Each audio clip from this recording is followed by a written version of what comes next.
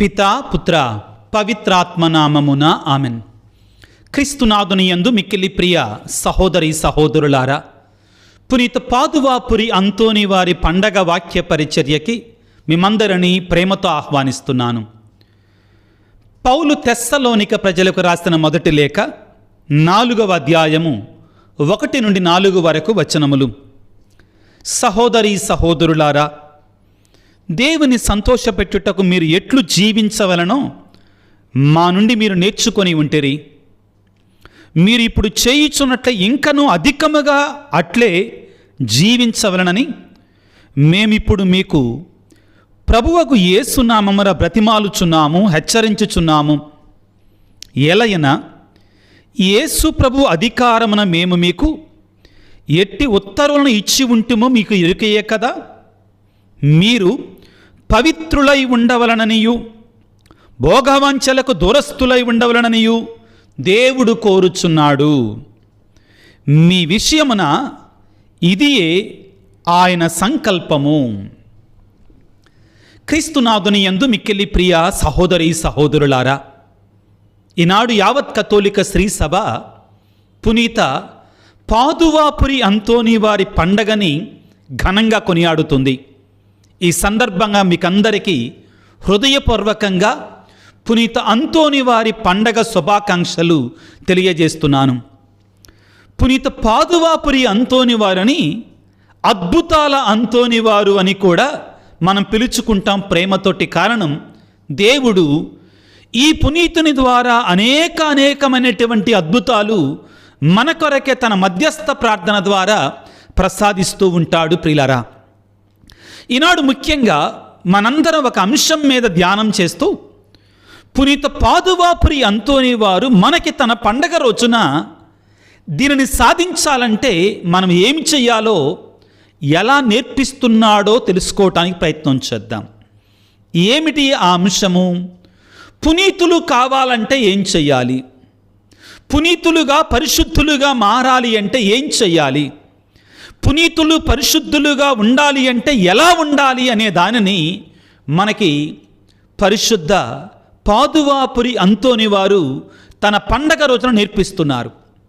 మీరందరూ అడగొచ్చు, ఏంటి ఫాదర్ గారండి పరిశుద్ధులుగా పునీతులుగా ఉండడం మేము అనుకుంటున్నారేమో. కానీ ప్రతి క్రైస్తవుడు కూడా జ్ఞానస్నానము ద్వారా ఒక పరిశుద్ధునిగా ఒక పునీతునిగా ఉండడానికి పిలువబడ్డాడు. ప్రతి క్రైస్తవుడు కూడా పునీతుడిగా ఉండడానికి పిలువబడ్డాడు. ఈనాడు మనం చదువుకున్న వాక్యములో, ప్రత్యేకించి తీసుకున్న వాక్యములో ఏమని చెప్తున్నారండి? మీరు పవిత్రులై ఉండవలనని, పునీతులుగా ఉండాలని, పరిశుద్ధులుగా ఉండాలని దేవుని యొక్క కోరిక, దేవుని యొక్క తలంపు, దేవుని యొక్క అభిలాష. తన బిడ్డలమైన మనందరము కూడా, ప్రతి వ్యక్తి కూడా మరో పాదువాపురి అంతోని వారిలాగా మారాలి అనేటువంటిదే నిన్ను నన్ను పిలుచుకున్నటువంటి ఆ దేవుని యొక్క కోరిక. పునీతులుగా పిలువబడటం అంటే అదేదో కొంతమందికి కాదండి. పరిశుద్ధులుగా పిలువబడటం అనేది అందరికీ కూడా దేవుడు మనకి పిలుపునిచ్చాడు. కాబట్టి రోము నగరానికి పౌలు గారు లేఖను రాస్తూ, రోమిలకు రాసిన లేఖలో రోములో ఉన్నటువంటి క్రైస్తవులను ఏమని ఉద్బోధిస్తున్నాడో, సంబోధిస్తున్నాడో చూడండి. పౌలు రోమిలకు రాసినట్టు లేఖ 1వ అధ్యాయము 7వ వచనం కొంచెం జాగ్రత్తగా ఆలకించండి. రోము నగరములో ఉన్న దేవుని ప్రియులందరికీ అనగా పరిశుద్ధులుగా ఉండుటకు, పునీతులుగా ఉండుటకు పిలువబడిన వారందరికీ శుభమగుగా కాని రాయిచున్నాను అంటున్నాడు. రోము నగరములో ఉన్న క్రైస్తవులందరినీ ఏమంటున్నాడు పౌలు గారు? పరిశుద్ధులుగా పునీతులుగా ఉండడానికి పిలువబడినటువంటి మీకందరికీ శుభమగునుగా కాని రాయిచున్నాను అని పలుకుతున్నాడు. ప్రియులారా, ప్రతి క్రైస్తవుడు కూడా దేవుని చేత ఒక పరిశుద్ధునిగా, ఒక పునీతునిగా, ఒక మహాగొప్ప పరిశుద్ధునిగా మారాలి అని పిలువబడ్డాం.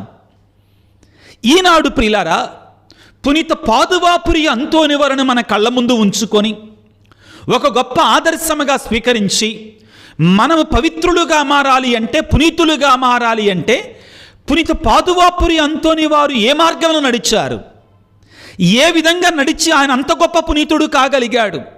ఆయన మనకు నేర్పించే వేద సత్యాలు ఏమిటి తెలుసుకోవటానికి ప్రయత్నం చేద్దాం.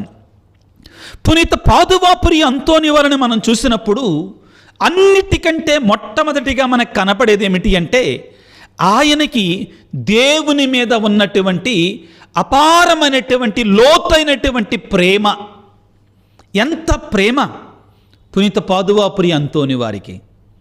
ప్రియులారా, మనము దేవుని దృష్టిలో పరిశుద్ధులుగా పునీతులుగా ఉండాలి అంటే లూకాసు వార్త 10వ అధ్యాయం 27వ వచనములో ఏమంటుందంటే, నీ దేవుడైన ప్రభువుని నీ పూర్ణ హృదయముతోను, నీ పూర్ణ ఆత్మతోను, నీ పూర్ణ శక్తితోను, నీ పూర్ణ మనస్సుతోను ప్రేమించు అని కోరుతున్నాడు.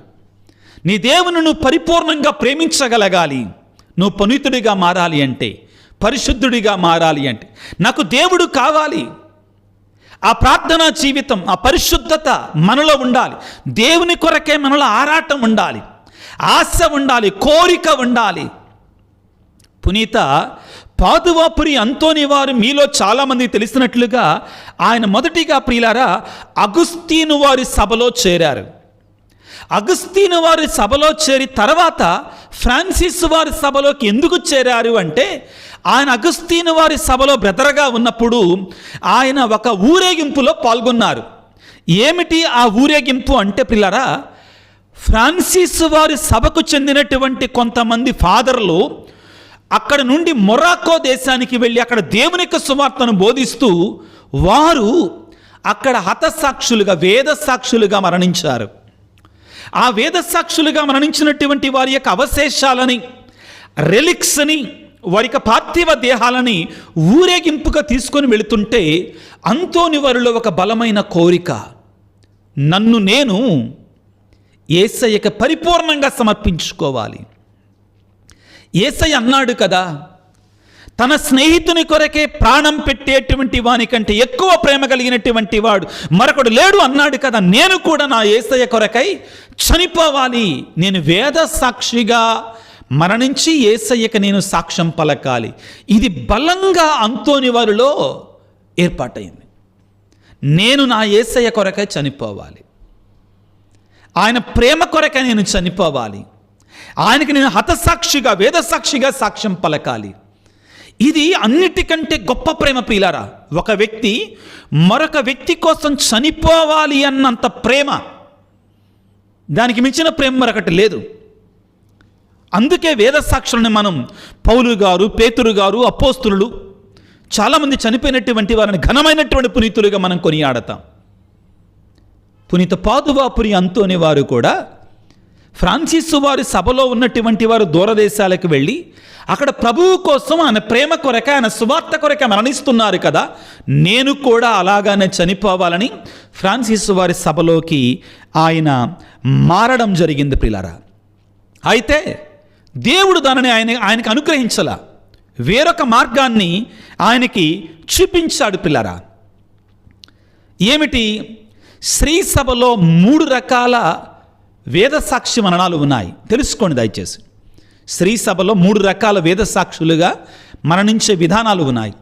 మొదటిది ఏమిటి అంటే ఎరుపు వేదసాక్షి మరణం. అంటే వాళ్ళు నిజంగానే చంపబడతారు. రెండవది ఏంటంటే పిల్లరా, తెలుపు హతసాక్షి మరణం. అదేమిటి అంటే వారు పరిపూర్ణంగా త్యాగ జీవితాన్ని జీవిస్తారు, త్యాగులుగా బ్రతుకుతారు, నిష్ఠతోటి బ్రతుకుతారు, పవిత్రంగా బ్రతుకుతారు. వాళ్ళు జీవిస్తారు కానీ ఆత్మీయంగా వాళ్ళు క్రీస్తు కొరకే అప్పటికే మరణించారు, క్రీస్తు కొరకే మరణించారు. మూడవది పచ్చ హతసాక్షి మరణం. ఎరుపు, తెలుపు, పచ్చ.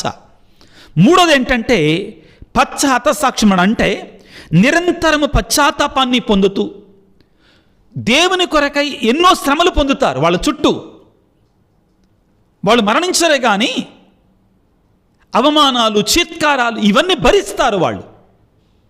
మొదటిది నిజంగానే రక్తాన్ని చిందిస్తారు. రెండవది మరణించాలి అనుకుంటారు కానీ త్యాగ జీవితాన్ని జీవిస్తారు.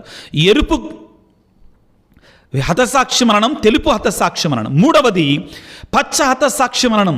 ఏమిటి అంటే నిరంతరం పశ్చాత్తాప క్రియలు చేస్తారు, అదేవిధంగా కష్టాలను ప్రేమతో భరిస్తారు.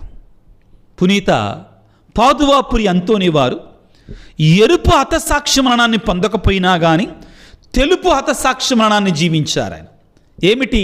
పరిపూర్ణమైన త్యాగపూరిత జీవితాన్ని జీవించారు. ఆయన పరిపూర్ణమైన త్యాగ జీవితాన్ని జీవించారు. ఆయనట నేను ఆయన చరిత్ర చదువుతుంటే తెలిసింది, ఒకానొకసారి తన గదిని పరిపూర్ణంగా క్లోజ్ చేసేసుకున్నారంటే ఎవరు రాకుండా. ఇంకా ఒకరోజు వెళ్ళి మఠ అధికారి ఫాదర్ గారి దగ్గరికి వెళ్ళి నేనిక హెర్మిట్గా మారిపోతానన్నాడట. హెర్మిట్ అంటే ఏంటంటే ఒక గదిలో తమను బంధించుకొని ఇక నిరంతరం దేవునితోటే ఉండడమే. ఇంకా ప్రార్థన ప్రార్థన ప్రార్థన ప్రార్థన, దేవునితో ఐక్యమైపోతారు. ఇంకాళ్ళు క్లాయిస్టర్డ్ సిస్టర్స్ అని చాలాసార్లు మా దగ్గరలో ఉన్నారు. వాళ్ళు బయటికి రారు, బయట కనపడరు. అది శ్రీ సభలో ఒక ఉన్నతమైన జీవితం. అలా దేవునితోటి ఉండాలని కోరుకున్నాడట. కానీ మత పెద్దలు, మత శ్రేష్ఠులు దానికి పర్మిషన్ ఇవ్వలేదట పునీత పాదువాపురి అంతోని వారికి. కానీ తాను బయట దేవుని యొక్క వాక్యాన్ని బోధిస్తూ కూడా ఆయన అదేవిధంగా ప్రియుల త్యాగపూరితమైన జీవితాన్ని జీవించాడు. ప్రియులారా, మత్తయి శుభవార్త 22వ అధ్యాయం 37వ వచనంలో నీ హృదయం అంతటితో కూడా నీ ప్రభువుని ప్రేమించాలి నువ్వు. ఫిలిప్పీ పత్రిక 1వ అధ్యాయం 21వ వచనంలో నాకు జీవించుట క్రీస్తు, మరణించుట కూడా ఆశీర్వాదకరమే. నేను జీవించినా మరణించినా నేను క్రీస్తు కొరకు పరిపూర్ణంగా దేవునికి అంకితం కావటం, ఇది మనం పునీత పాదువాపురి అంతోని వారి జీవితంలో మనకు కనబడుతుంది. మొదటిది, నీ దేవుడైన ప్రభువుని పూర్ణ హృదయంతో, పూర్ణ ప్రేమతో, పూర్ణ ఆత్మతో, పూర్ణ శక్తితో ప్రేమించటం. పునీత పాదువాపురి అంతోని వారు దీనిని తన జీవితంలో దేవుని మీద ప్రేమతోటి ఆయన జీవించాడు, రగిలిపోయాడు. నీవు ఈ రోజున పునీత పాదువాపురి అంతోని వారి యొక్క పండగల్లో పాల్గొంటుండగా నీవు ఎంతవరకు దేవుని ఎడల ప్రేమ కలిగి జీవిస్తున్నావు? ఆదివారం గుడికి వెళ్ళాలంటే, దేవుని యొక్క వాక్యాన్ని చదవాలంటే, జపమాలను జపించాలంటే, ప్రార్థనలో పాల్గొవాలంటే, మోకాళ్ళ మీద ఉండాలంటే మనకి సమయం ఉండదు. అన్నిటికీ సమయం ఉంటుందండి. గంటల గంటల వీడియోలు, రీళ్ళు, షార్ట్స్ మనం చూస్తూనే ఉంటాం. కానీ ఆ సమయంలో కొద్దిగా దేవుని యొక్క వాక్యాన్ని వినాలంటే మనకు సమయం ఉండదు. దేవుని సన్నిధికి వెళ్ళాలంటే అయ్యో నాకు బిజీ, నాకు ఆ పని ఉంది, ఈ పని ఉంది. ప్రేమ ఉన్నటువంటి వాడు ఆ ప్రేమ కొరకై మిగిలిన వాటిని త్యాగం చేస్తాడు. నీలో నీ దేవుడైన ప్రభు ఎడల నిజమైన స్వచ్ఛమైనటువంటి సాక్ష్యం పలికే ప్రేమ ఉందా? రెండవది ప్రియులారా, దానిలోనే రెండవ భాగం సహోదర ప్రేమ. ఒక రకంగా పేదల ఎడల ప్రేమ. అంతోని వారికి అపారంగా పేదలంటే ప్రేమ. మనం మంగళవారం అంతోని వారి బ్రెడ్ అంటాం కదా, అది ఎలా వచ్చిందనుకుంటున్నారు? మీలో చాలామంది తెలుసు. ఒక తల్లికి కుమారుడు చనిపోయాడు, చిన్న పిల్లవాడు, ఒక వయసుకు వచ్చిన తర్వాత నీళ్ళలో పడి చనిపోయాడు. చనిపోతే ఆ తల్లి కన్నీరు మున్నీరుగా ఏడుస్తూ ఇక వెళ్ళిపోయి అంతోని వారి స్వరూపం ముందు ఇక కన్నీటితో ఏడవటం ప్రారంభిస్తూ ఒక మాట చెప్పింది అంతోని వారికి. అంతోని వారా, నా కొడుకు బ్రతికితే నేను నా కుమారుని యొక్క బరువు, ఆ కుమారుడు ఎన్ని కేజీల బరువు ఉంటాడో అన్ని కేజీల ఆ రొట్టెని నేను పేదలకు అప్పిస్తానని చెప్పింది, కానుగ్గా ఇస్తానని చెప్పింది. వెంటనే కొడుకు పునీత పాదువాపురి అంతోని వారికి మధ్యస్థ ప్రార్థన ద్వారా లేచి కూర్చున్నాడు. ఆ విధంగా అది అలవాటయ్యింది. ప్రియులారా, మీకు కొద్దిగా బాధ కలగవచ్చు. ఇప్పుడు ఏంటంటే మనం చాలా ఆలయాలను నేను చూశాను. అంతోని వారి పండగ రోజున, అంతోని వారి మంగళవారాల రోజున చాలామంది బ్రెడ్లు తెస్తారు, అక్కడ ఉన్నటువంటి వాళ్ళకే పంచుకొని అవజేసేస్తారు. కానీ దాని ఉద్దేశం అంతోని వారిలో ఉన్నటువంటి ఆ పేదల ఎడల ప్రేమ. ఆ తల్లి అంతోని వారి దగ్గరికి వెళ్ళి, అయ్యా నా కొడుకు బ్రతికితే ఆ కొడుకు ఎంత బరువున్నాడో అంత రొట్టెను నేను పేదలకి ఇస్తానని ఎందుకు చెప్పింది? కారణం ఏంటంటే పేదలంటే అంతోని వారికి ఎంతో ప్రేమ. కాబట్టి అయ్యా నువ్వేదైతే చెయ్యాలనుకున్నావో అది నేను చేస్తాను, నేను తృప్తిపరచటానికి. అని ఆ తల్లి మొక్కుకుంది. కొడుకు బ్రతికాడు. ఒకవేళ మీ ఆలయాలలో కూడా మంగళవార ప్రార్థనలు జరిగితే ఆ బ్రెడ్ని మొదట పేదలకు ఇవ్వండి. పాదువాపురి అంతోని వారి జీవితంలో అది. ఆయన పేదలకు ఎంతో సహాయం చేసేవాడంటండి. పేదలు కనబడితే కరిగిపోయేవాడంటండి ఆయన. ప్రియులకు దేవుని బిడ్డలారా, ఇదిగో మత్తయి శుభవార్త 22వ అధ్యాయము 39వ వచనములో, నిన్ను నీవు ప్రేమించుకున్నట్లు నీ పొరుగు వారిని ప్రేమించుము. అంతోని వారు మనకు నేర్పించేది మొదటిగా దైవ ప్రేమ, రెండవది పొరుగువారు పేదల ఎడల ప్రేమ. ప్రభు చెప్తారు, పేదవాడంటే ఎవరు? ధనవంతులు, మన సముజ్జీలు, మనల్ని పిలవగలిగినటువంటి వారు. పొరుగువారంటే ఎవరు? స్పష్టంగా చెప్పారు. నీకిచ్చి తిరిగి ఇవ్వలేనటువంటి వాడు నీ పొరుగువాడు. నీ సహాయాన్ని తిరిగి చెల్లించలేనటువంటి వాడు పొరుగువాడు. పునీత పాదువాపురి అంతోని వారు ఈ పేద సాధలంటే కరిగిపోయేవాడు. మత్తయి శుభవార్త 25వ అధ్యాయం 35వ వచనములో, నేను ఆకలి కొన్నప్పుడు మీరు నాకు అన్నం పెట్టితరి, దాహము కొన్నప్పుడు దాహము తీర్చితరి. అంతోని వారు ఎన్ని అద్భుతాలు! ఆకలితో జనం ఉన్నారు, ఆకలితో ఉన్నారు అంటే ఎవడైతే ఆకలితో ఉంటాడో వాడే పేదవాడు, అవసరతలో ఉన్నటువంటి వాడు. అద్భుత రీతిగా ఆయన వండుతున్నట్టు సూపుని, ఆ సూప్ అంటే మనలాగా చారుగా ఉండదండి. ఫారిన్ కంట్రీస్లో నేను అక్కడ చాలాసార్లు మధ్యాహ్నం సూప్ అంటారు, మిడ్ డే సూప్ అంటారు. సూప్ అంటే అందులో ప్రోటీను, బ్రెడ్ అన్నీ కలుపుతారండి, చాలా బలంగా ఉంటుంది. కొన్ని కూరగాయలు, నట్స్, ఈ గ్రీన్ బఠానీలు, ఇవన్నిటితో సూప్ చేస్తారు అక్కడ. సూపుని తాగరండి, సూపుని తింటారు. మనం సూప్ తాగటం అంటాం, ఇక్కడ చారు తాగటం అంటే, ఎందుకంటే మన నీళ్ళగా ఉంటుంది. అక్కడ సూప్ అంటే భోజనమే, అన్నీ కలిపి వండుతారు. అది తక్కువగా ఉంటే, కొద్దిగా ఉంటే దాన్ని అద్భుత రీతిగా అంతోని వారు ఆకలితో ఉన్న వాళ్ళందరికీ పంచిపెట్టారు. అది ఆయన అవసరతలో ఉన్నటువంటి వారి ఎడల చేసిన కార్యం. మత్తయి శుభవార్త 25వ 40వ వచనంలో యేసుప్రభువు అంటాడు కదా, ఈ పేదవారిలో మీరు దీనిని ఎవరికి చేసినా కానీ అది నాకు చేసినట్లే. ప్రియులారా, పునీత పాదువాపురి అంతోని వారు ఈనాడు మనకు నేర్పించేటువంటి మొదటి 2 వేద సత్యాలు ఆయన జీవితంలో మనకి కళ్ళారా కనబడేటువంటి ఏంటంటే, నీవు పునీతుడిగా మారాలంటే, పవిత్రుడిగా మారాలి అంటే, నీలో కూడా పవిత్రత రావాలి అంటే, పునీత పాదువాపురి అంతోని వారిలో నీవు కూడా నీ దేవుని పరిపూర్ణంగా ప్రేమించు, నీ పొరుగు వారిని నీవలే ప్రేమించు. ఆయన జీవితంలో మనకు కనబడే అవే. మూడవది చాలా ముఖ్యమైనటువంటిది. ఇదిగో, నీవు పవిత్రుడిగా మారాలి అంటే, పునీతుడు కావాలి అంటే, దేవుడిచ్చినటువంటి ఈ వాక్యాన్ని ప్రేమతో చదువు, ఆ వాక్యాన్ని పాటించు.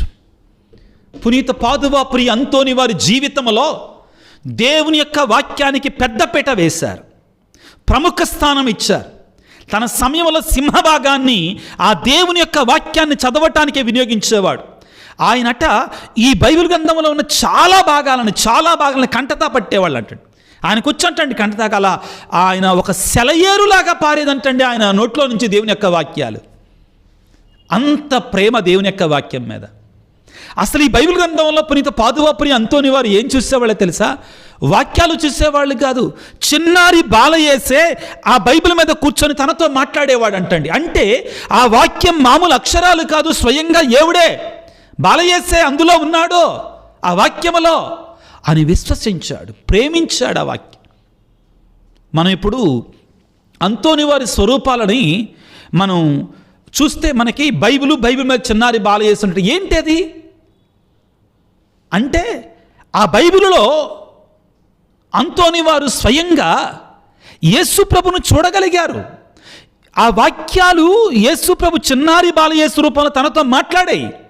ప్రోత్సహించేవాడు బాలయేసు, ఓదార్చేవాడు అంటండి బాలయేసు. ఎన్ని అద్భుతాలు ప్రియులారా! పరిశుద్ధుడిగా ఆ దేవుని యొక్క వాక్యం మనం దేవుణ్ణి చూడగలగాలి. మనమేడా ఆ బైబిల్ని అక్కడ పెడితే అక్కడ పడేస్తాం, గౌరవం ఉండదు. నా గదికి కూడా వస్తుంటారు, వచ్చి నిలబడి బైబిల్ మీద, నా బైబిల్ టేబుల్ మీద ఉంటుంది, బైబిల్ మీద చేయి పెట్టి మాట్లాడుతుంటారు. ఇలా అనుకో అంత వెంటనే తీసేయమంట. ఏదైనా వస్తువులు తేగానే బైబిల్ మీద పెట్టాను, బైబిల్ మీద తీసేసే. ఏది వాడు పవిత్రమైనటువంటి దేవుడు అందులో ఉన్నాడు. నీవు బైబిల్ గ్రంథానికి, దేవుని యొక్క వాక్యానికి నీ జీవితంలో, నీ సమయంలో ఎంత సమయాన్ని కేటాయిస్తున్నావు? ఏ విధంగా చూసుకుంటున్నావు? చాలా అద్భుతాలు పునీత పాదువాపురి అంతోనివారు దేవుని యొక్క వాక్యాన్ని గురించి. ఆ రోజుల్లో బైబిలు చేత్తోటి రాసుకోవాలండి, చేత్తోటి చెక్కుకోవాలి. పేపర్ కూడా లేదు అప్పట్లో, ఇంకా పరిపూర్ణమైనటువంటి స్థితికి రాలా. చాలా కష్టంగా ఉండేది బైబిల్. ఇప్పుడు ప్రొటెస్టెంట్ వాళ్ళు అంటున్నారుగా బైబిల్ మేము బయటికి తీసుకొచ్చాను. తప్పండి. నిన్నగాక మొన్న వరంగల్లో ఒక గ్రామంలో బైబిల్ని రాశారు. 4 రోజులు 50 మందో 70 మందో కలిసి 40 మంది రాస్తారనుకుంటండి. అప్పుడు కానీ బైబిల్ చేతిరాత్తోటి పూర్తి కాల. ఇంతలావు అయ్యింది. దాన్ని ఒక ఇంటర్వ్యూ తీసుకోవాలని ఆశగా ఉంది నాకు. ఎప్పుడు టైం దొరుకుద్దో దొరకట్లా. వెళ్ళాలి అక్కడికి, ఆ గ్రామానికి వెళ్ళాలి. ఖచ్చితంగా వీడియో తీసి మీకు చూపిస్తాను, వాళ్ళతోటి సాక్ష్యం చెప్పిస్తాను. ఎంతండి బైబిల్ రాయటం అంటే ఎంత కష్టమో తెలుసా? ఆ రోజుల్లో శ్రీసభ పునీతులు, మునులు అంటే ఫాదర్లు బైబిల్ జీవితాంతం ఒక 2-3 బైబిల్ రాస్తే చాలండి. పేపర్ ఇలా ఉండేది కాదు. మేము ప్రిపేర్ అవుతున్నాం కదా టైప్ చేసుకొని, ఇలా ఉండేది కాదు పేపర్. అప్పట్లో చాలా చర్మం మీద రాయాలి. ఇప్పుడు వీళ్ళేదో వచ్చేసి లోదర్ వచ్చి లోదరగా తెచ్చింది. జర్మనీ దేశంలో జాన్ గూటెన్బర్గ్ అనే ఆయన ప్రింటింగ్ ప్రెస్ కనిపెట్టాడు. ఆయన కనిపెట్టిన తర్వాత ముద్ర వేసినట్టు మొదటి బైబిల్ కూడా 73 పుస్తకాలు ఉన్నటువంటి మన రోమన్ కథోలిక బైబిలే. ఇక విషయానికి వస్తే, అసలు పాదువాపురి అంతోనివారు పోయిన వస్తువులు దొరికిస్తాడని ఎందుకు తెలుసు? ఎందుకంటారు ఆయన్ని? కారణం ఏంటంటే ఆయన బైబిల్ నూతన నిబంధన, అదేవిధంగా కీర్తనలు సొంతగా రాసుకున్నాడు. ఎంతో ప్రేమగా చూసుకునేవాడు ఆమె వాక్యాన్ని. అదేవిధంగా దాంతోపాటు తన ప్రసంగాలు కొన్ని, క్లాస్ నోట్సులు కొన్ని. బ్రదర్ గారు ఒక ఆయన ఇష్టం లేక ఫాదర్ గాటానికి వెళ్ళిపోతూ ఫాదర్ గారి యొక్క అంతోనివారి యొక్క పుస్తకాన్ని కూడా తీసుకొని వెళ్ళాడు. అంతోనివారు కన్నీరు మున్నీరుగా ఆ బైబిల్ మీద ప్రేమ ఆయనకి పాపం. ఏడ్చి ప్రార్థన చేస్తే దేవుడు ఆయన మొర విన్నాడు. ఆ పోయినటువంటి బైబిలు, పోయిన బ్రదర్ ఇద్దరు తిరిగి వచ్చి అద్భుత రీతిగా ఆయన పోయిన ఆత్మలు దొరికేటట్లుగా చేస్తాడు. మీ కుటుంబాలలో ఉన్న బిడ్డల కోసం ప్రార్థన చేయండి. దేవుడికి దూరమైనటువంటి వాళ్ళ కోసం ప్రార్థన చేయండి. ప్రియులారా, దేవుని యొక్క వాక్యంలో నీకు ఎంత శ్రద్ధ ఉంది, ఆశ ఉంది, అంతోనివారు నేర్పించేది ఇదే. ఇదిగో వాక్యం ఏమని సెలవిస్తుంది? ప్రియులకు దేవుని బిడ్డలారా, కీర్తన 119, 105, నీ వాక్యము నా పాదములకు దీపము, నా త్రోవకు వెలుగై ఉన్నది. ఆ రీతిగా నువ్వు స్వీకరిస్తున్నావా? ముఖ్యమైనటువంటిది పిల్లారా వాక్యం. మత్తయి శుభవార్త 4వ అధ్యాయం 4వ వచనం, మానవుడు కేవలం రొట్టె వలన మాత్రమే జీవింపడు, దేవుడు వచించు ప్రతి వాక్కు వలన జీవిస్తాడు. నువ్వు కూడా ఆ వాక్యానికి అటువంటి ప్రాధాన్యతనిస్తున్నావా? హెబ్రీ పత్రిక 4వ అధ్యాయంలో 12వ వచనంలో పలికినట్టు దేవుని యొక్క వాక్కు సజీవమును చైతన్యవంతమని, నీ జీవితంలో అద్భుతాలు చేయగలిగినటువంటిది. అంతోనివారు అంత పరిశుద్ధుడిగా ఎలాగయ్యాడంటే ఈ వాక్యం మీద ప్రేమ కలిగి జీవించాడు, వాక్యానుసారముగా జీవించాడు, వాక్యానికి లోబడి జీవించాడు. నీ జీవితంలో వాక్యానికి ఎంత సమయం ఇస్తున్నా? వాక్యాన్ని వినడానికి, వాక్యాన్ని చదవడానికి, వాక్యం మీద ప్రేమ ధ్యానించటానికి, వాక్యాన్ని అనుసరించటానికి. మొదటిది దేవుడి మీద ప్రేమ, రెండవది పొరుగువారు పేదల మీద ప్రేమ, మూడవది వాక్యం మీద ఉన్న ప్రేమ, నాలుగవది అతి ముఖ్యమైనటువంటిది దివ్య సప్రసాదము, దివ్య సంస్కారాల ఎడల ఆయనకున్న ప్రేమ, విశ్వాసము, ఆయన ఇతరులకు ఇచ్చినట్టు దివ్య సంస్కారాలు. అవే ఆయన పరిశుద్ధుడిగా చేశాయి. యేసు ప్రభు మన 2 వారాల క్రితం మనం చదువుకున్నాం ప్రియులారా. క్రీస్తు శరీర రక్తాల మహోత్సవం రోజున గత వారమే చదువుకున్నాం. నా శరీరమును భుజించి నా రక్తమును పానము చేయకపోతే మీలో నిత్య జీవం ఉండదని పలికాడు. నీవు నేను విశ్వసిస్తున్నామా? ఆ ప్రభువు మీద ప్రేమ కలిగి జీవిస్తున్నామా? నీవెంతగా దివ్యబలి పూజలో పాల్గొంటున్నావు, దివ్య సప్రసాద ఆరాధనలో పాల్గొంటున్నావు? ఆత్మ పరిశీలన చేసుకో. ఆయనకి యేసు ప్రభు దివ్య సప్రసాదములో పునీత పాదువాపురి అంతోని వారికి దివ్య సప్రసాదములో యేసయ్య సజీవుడిగా ఉన్నాడు ఆయన నమ్మాడు కాబట్టే ఆ సవాలుని విసరగలిగాడు. అన్యుడు దివ్య సప్రసాదం దేవుడు లేడని పోటీ పడుతున్నట్టు ఆ వ్యక్తితోటి 4 రోజుల పాటు మేతయ్య మా గాడిదకి, మేత లేనట్టు గాడిదని తీసుకొనిరా, నువ్వు గడ్డి మోపు పచ్చటి గడ్డి తీసుకురా, నేను దివ్య సప్రసాదం తీసుకొచ్చారు. గాడిద కూడా దివ్య సప్రసాదం ముందు ఓకరించి ప్రార్థన చేసింది. అంత ఆకలితో ఉన్న గాడిద కూడా. అంటే పాదువాపురి అంతోని వారికి ఎంత భక్తి లేకపోతే దివ్య ప్రసాదం మీద, ఎంత నమ్మకం లేకపోతే ఇందులో నిజంగా యేసయ్య ఉన్నాడు అనే నమ్మకం లేకుండా అసలు ఆ సవాలు ఎలా విసరగలిగాడు, ఆ సవాలుని ఎలా నెరవేర్చగలిగాడు? ఎంత భక్తి ఉండాలండి ఆయనకి, ఎంత నమ్మకం ఉండాలి.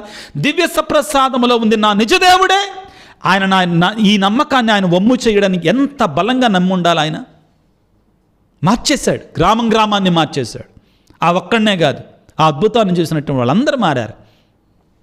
ప్రియులారా, యేసయ్య అంటున్నాడు దివ్య సంస్కారాలు, 7 దివ్య సంస్కారం పునీత పాదువాపురి అంతోని వారు నిరంతరం ఆ దివ్య సంస్కారాలను ఇవ్వడంలోని రోగులకి అవస్థాభ్యాంగము, అదేవిధంగా జ్ఞాన స్నానాలు, దివ్య సప్రసాదం, దివ్య బలి పూజ సమర్పించటం, దేవుని యొక్క దీనిలోనే ఆయన సమయం అంతా కూడా గడిచిపోయి అలసిపోయేటువంటి విశ్వాసము, ప్రేమ, దివ్య సంస్కారాలు. ఎలా?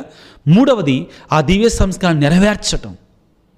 ప్రియులకు దేవుని బిడ్డలారా, ఇదిగో యేసయ్య అంటున్నాడు యోహాను సువార్త 6:51 ఈ ఆహారమును భుజించువాడు నిత్యము జీవిస్తాడని పలుకుతున్నాడు, నిరంతరము జీవిస్తానని పలుకుతున్నాడు. ప్రియులకు దేవుని బిడ్డ, దివ్య సంస్కారం ఎడల, దివ్య సప్రసాదం, దివ్య సంస్కారాల ఎడల ఆయనకున్న భక్తి, విశ్వాసము నెరవేర్చాలనే తపన.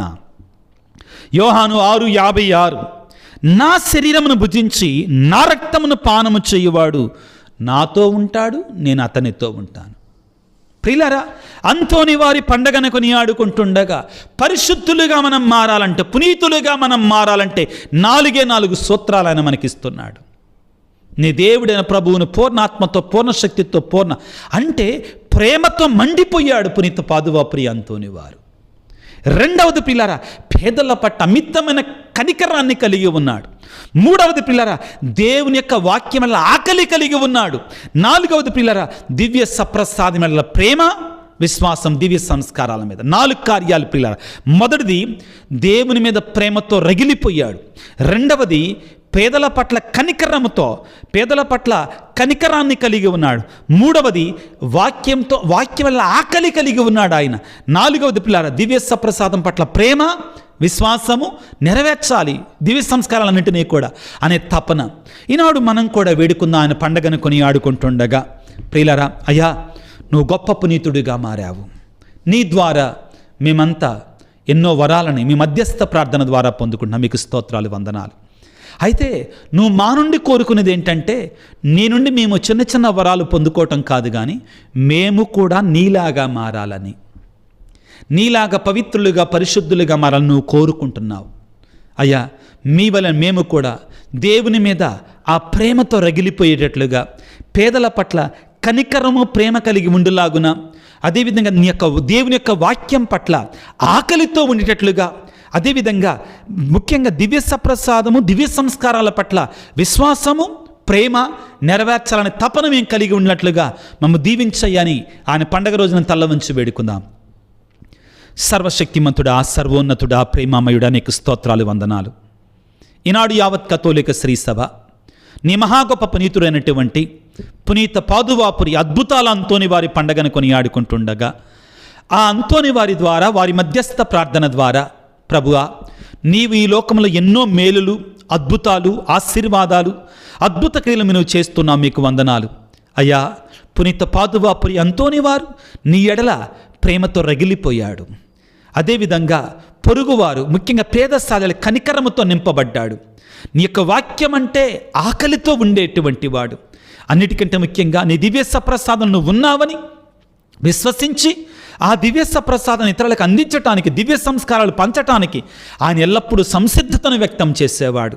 ఇటువంటి మహాగొప్ప పునీతుని యొక్క మహోత్సవాన్ని, పండగను మేము కొనియాడుకుంటుండగా, నా దేవా, ఇదిగో మేము కూడా పునీత పాదువాపురి అంతోని వారి యొక్క అడుగుజాడలు నడిచి నిన్ను చేరుకునేలాగిన, పవిత్రమైన జీవితాలు జీవించులాగిన మమ్మల్ని దీవించండి.